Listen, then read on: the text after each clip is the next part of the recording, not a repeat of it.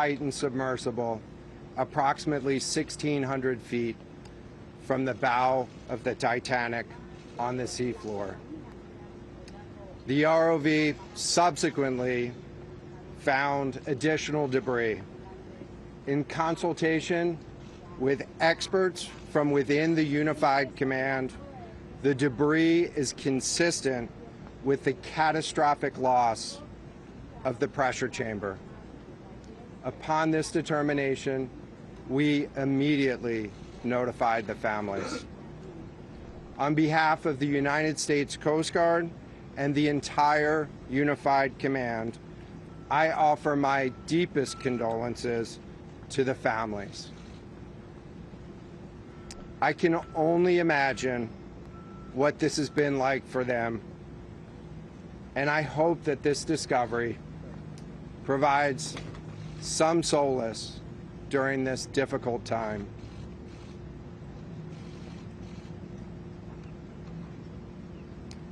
Additionally, we've been in close contact with the British and French consuls general to ensure that they are fully apprised and that their concerns are being addressed. The outpouring of support in this highly complex search operation has been robust and immensely appreciated. We are grateful for the rapid mobilization of experts on the undersea search and rescue, and we thank all of the agencies and personnel for their role in the response. We're also incredibly grateful for the full spectrum of international assistance that's been provided.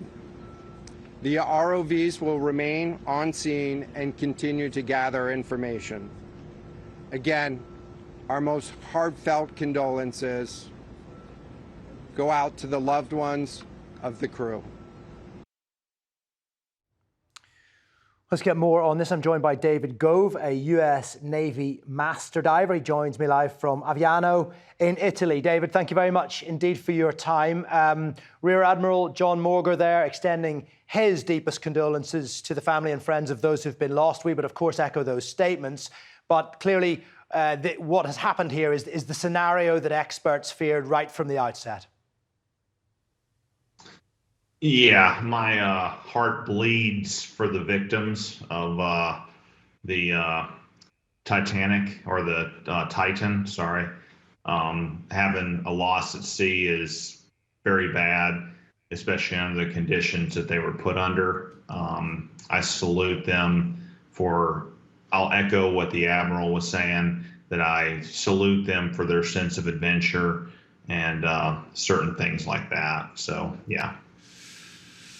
Yeah, I mean, just give us some idea of the kind of pressure that the sub would have had to withstand. Some, 400 tons per square meter at the depth that the Titanic is. I suppose if you're to take anything from this, is that any implosion would have been instantaneous. And if there is a flaw in such a vehicle, well, that pressure will expose it.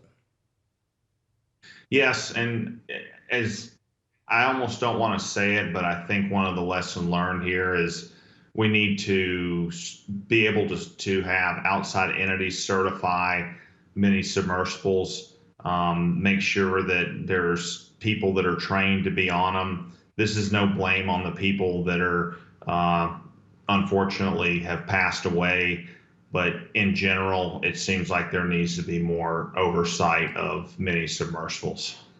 Well, absolutely. All that said, though, 2 members on board were absolute experts in their field, men who had years of diving experience and years of experience of exploration. What has surprised a lot of people, though, is how basic a lot of the components of this submersible appeared to be. You know, was that your feeling also?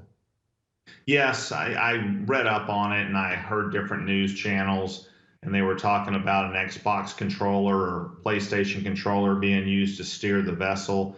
There was one battery for everything to include, all functions. I'll compare this to the Navy. We are very strict on qualification. We do training in the event of a certain emergency, so we know what to do automatically, things like that.